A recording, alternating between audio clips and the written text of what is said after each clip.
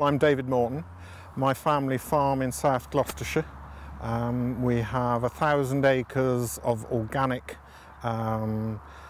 land, predominantly a 300 cow dairy. My immediate part of the family has been here since the early 50s, but my extended family have owned the land for 200 or 300 years. We are currently restricted because we failed our most recent TB test. It's not something you ever really get used to. You have to learn to cope with it. And I think the hardest thing is it's something that we have no control over. We live with life and death. We see the cows born as baby calves and we see them at the end of their lives. And we can be part of that process and we can control it to a certain extent. With TB, we have no control.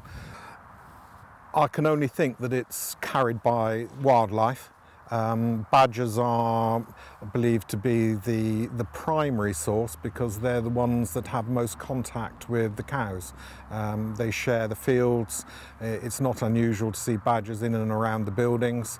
And while we've done a certain amount to try and keep them out of the feed troughs and the like, it's not that easy to do it. As an organic farmer, we're using a lot of grass and forage, so everything for us depends on getting our cows out in the field and sharing the space with the wildlife.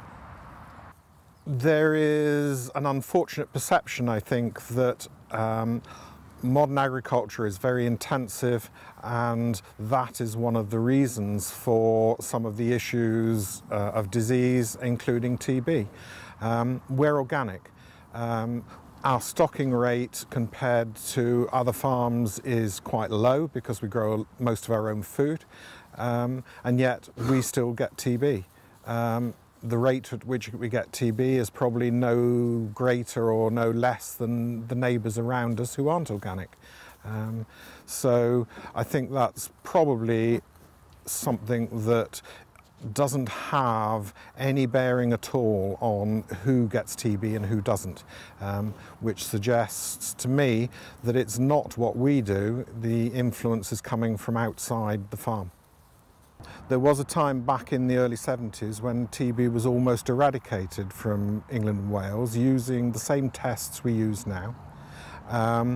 It's only in sort of the last 10 or 15 years that it appears to have run out of control with the number of cattle that are now being killed because of failing the tests.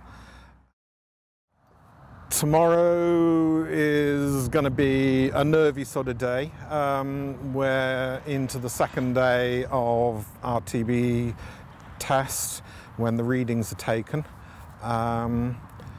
To be honest, I've been trying to not get the expectations of my staff up too high because we lost 12 cows back in March. They look after them and they live with them 6 days a week, most of them. So it does become an emotional thing for all of us. We have pet cows, even in a big herd of sort of 300. There are individuals that sort of come up to you, you make a fuss of, and it's quite hard if you lose any of those in particular.